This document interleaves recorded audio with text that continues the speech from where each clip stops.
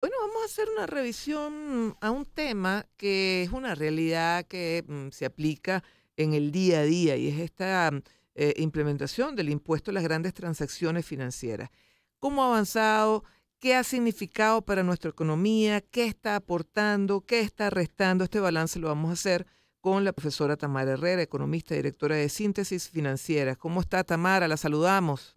Muy buenos días, ¿cómo estás? Muchas gracias por la llamada. Gusto conversar con usted. A ver, este impuesto, ¿qué ha representado? ¿Realmente han disminuido las transacciones en divisa estadounidense? Bueno, ese era el objetivo fundamental Ujú, y el otro objetivo es el de recaudar ujú. más bolívares. El primer objetivo, yo diría que hubo un logro, se logró aumentar el número de transacciones que son pagadas en bolívares, pero no creo que eso pueda aumentar mucho más. Ujú. Y creo que la pregunta me da la oportunidad de aclarar por qué un banco central o por qué vamos a ponerlo en otros países, incluso para no pensar en el nuestro, que tiene una dolarización disfuncional. Ujú. Hay países en los cuales funcionan ambas monedas de una manera, digamos, funcional en el sentido de que no hay estas restricciones parciales a los movimientos entre las cuentas del sistema bancario en dólares, que puede haber endeudamiento en dólares y no solo en la moneda nacional. Eso sería un funcionamiento correcto, más o menos orgánico. Los bancos centrales se preocupan a veces cuando aumenta muchísimo la proporción de pagos o transacciones en general en moneda extranjera porque está indicando una caída de la demanda de dinero, una baja disposición de la población a mantener bolívares o moneda nacional, según sea el caso, y ellos buscan además que no crezca, es decir, que no crezca la cantidad de dinero sobre la cual no tienen control, porque Ujú, los bancos centrales tienen control y tienen instrumentos monetarios ujú. para controlar la masa monetaria en bolívares, no la masa monetaria en dólares porque no ellos no emiten moneda extranjera. Ujú. Entonces, ese objetivo lo tienen muchos bancos, muchos bancos centrales. La diferencia está en cómo lo hacen. Muchas veces se usa medidas de atracción a las transacciones en bolívares y aquí se escogió la vía de pechar, de cargar un tributo. Y eso ha ocasionado, a mi juicio, ha aportado un freno a una reanimación que se estaba notando en la economía como parte de los efectos favorables de la dolarización. Ok. La dolarización agilizó la toma de decisiones en las empresas, las transacciones en general fueron mucho más ágiles, no estaban sujetas a la expectativa de devaluación que cada persona que esté transando, operando, adquiriendo insumos o pagando deudas no tiene que estar pensando en cuánto estará, sino que se ocupaba de tener un flujo de ingresos en bolívares que le permitiera transar y eliminaba ese factor Ujú. de incertidumbre basado en expectativas que pueden ser muy malas para ti, muy buenas para mí, etcétera, y entonces eso entorpeció por años las transacciones y además se convirtió en una fuente incluso de inflación y paralizaba transacciones cuando no había coincidencia entre esas expectativas. O Una sea, vez que tú eliminas se eso, podía cambió. planificar, ¿no? Es que no solo se puede planificar, sino que puedes ejecutar. Ujú. Siempre pasaba eso, mira, yo creo que cuando tú me pagues lo que yo te venda, que será en una semana, 15 días o 3 semanas, según fuera el caso, el dólar va a estar en tanto y yo necesito reponer esos dólares porque tengo que importar insumos, mantener inventario. Si yo creo que el dólar va a subir X% y el otro considera tanto, y entonces yo le pongo el precio en función del dólar que voy a poder adquirir para reponer el bien que estoy vendiendo.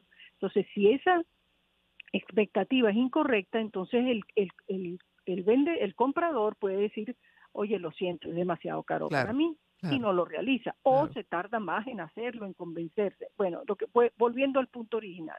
Entonces, ese fue el aporte que hubo con la dolarización, se agilizó en una gran cantidad de transacciones eso. Y ahora por la vía de pechar más, las empresas obviamente sienten ese aumento de costo y han incrementado la porción de sus pagos en bolívares. Ujú. Sin embargo, todo el mundo, sea empresa o persona natural, sigue cada vez que tiene un excedente, tiene que estar buscando una moneda dura y la Sí. razón es meramente transaccional en Ujú. primer plano porque la propensión y la necesidad de importaciones de este país no ha hecho sino incrementarse y además por cobertura, porque hasta que no se convenza y no se logre que esta lentísima estabilización que se está buscando con la restricción monetaria, hasta que eso no baje suficientemente, pues bueno, todo el mundo que por alguna razón le entre un excedente, usa, Ahora, profesora, usa su dinero y después va a buscar un dólar. ¿vamos por el camino correcto en materia económica? Lento pero seguro, pero ¿es esta la vía? A ver, yo pienso que Venezuela está creciendo como se puede, pero no como se debe. Ujú.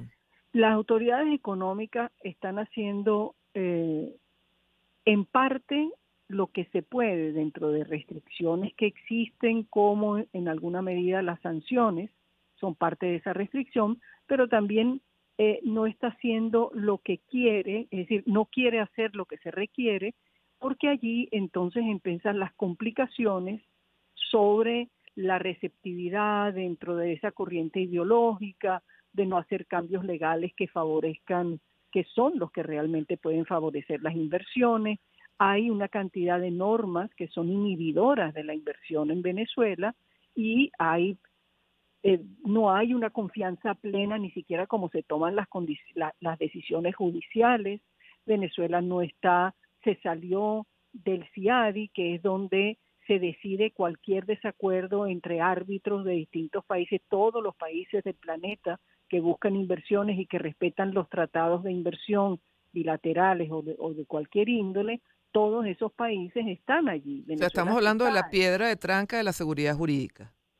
Bueno, exacto, Ujú. eso es un problema, por un lado, lo jurídico que está negro sobre blanco, segundo, lo jurídico en términos de acción. Yo creo que la forma en que fue electo la reestructuración del Tribunal Supremo también alarmó mucho. Yo noté que dicen, bueno, entonces si esto es un Tribunal Supremo que está electo de esta manera no equilibrada, no tengo la certeza de que en un litigio que tenga que tener lugar en Venezuela yo pueda ganarlo. Entonces, el gobierno por un lado hace grandes gestos para incentivar la inversión privada y entonces crea la ley antibloqueo y después viene ahora con las zonas económicas especiales, etcétera. Entonces, todo ese proceso necesita un sustento legal propiamente en ley, así negro sobre blanco escrito, y además necesita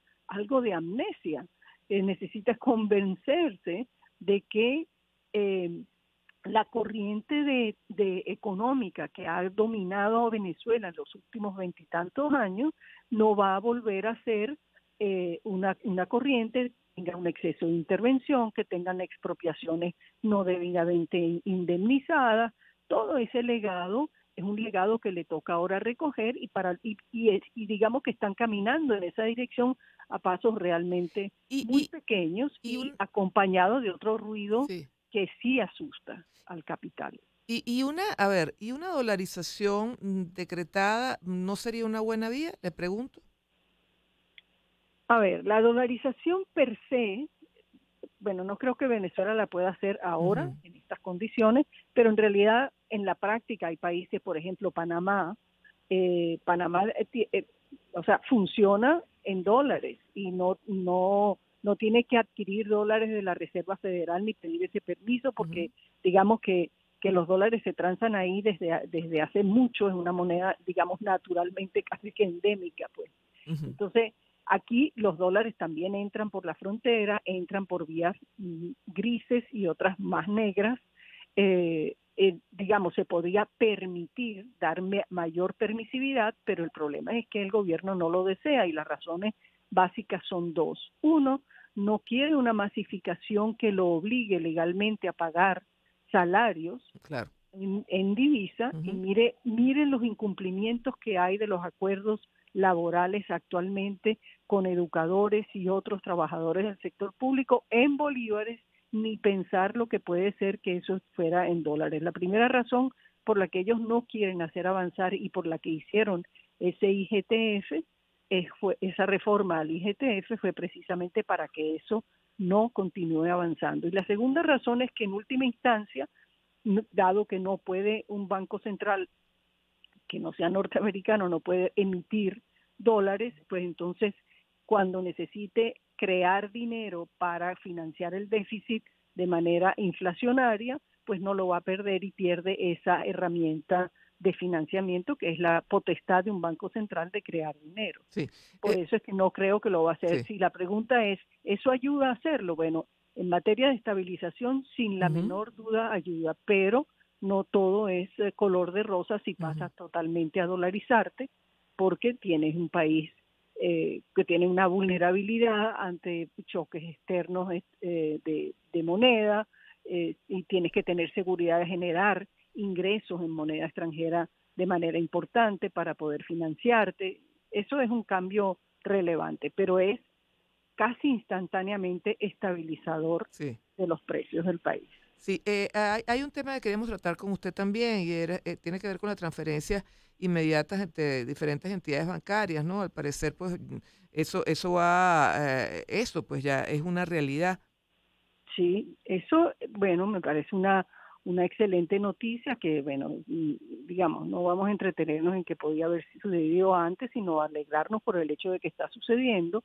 Eso no es otra cosa sino que ahora entre el tiempo en que, es decir, las transacciones entre distintos bancos por debajo de un monto de 3.100 bolívares, si no recuerdo mal, Ujú, van a hacerse efectivas de manera instantánea. Antes, si yo tenía mi dinero en un banco sí, y le pagaba a una persona en otro banco, pues entonces eso tardaba X, y 48 horas, sobre ¿no? todo la Creo. gente, Sí, bueno, de 24 a 48 sí. según el banco, y había normativa que forzaba que fuera 24, etcétera. Pero ahora hay un cambio en plataforma de todo el sistema de compensación bancaria que está adelantando el Banco Central, y ahora, bueno, esas transacciones por debajo de ese monto van a ser tan instantáneas y funcionando en un paralelismo casi idéntico en un pago móvil. Como cuando yo, justamente para pagarte a ti que estás en otro banco, Sí. si voy con el pago móvil, se hace efectivo Pero esto es en muy ese bueno, mismo momento. profesora, ¿no? Claro, claro, es muy bueno, es una agilización del sistema de pago, exige, por supuesto, mucho de la tesorería de los bancos, pero está excelente. Sí. Es una mejora incuestionable. Bueno, qué bueno que sea así, profesora. Bueno, muchísimas gracias, ¿verdad?, por este análisis sobre estos puntos que hemos tratado el día de hoy. Era la profesora Tamara Herrera, economista y directora de Síntesis Financiera. A las 7:25 nos vamos con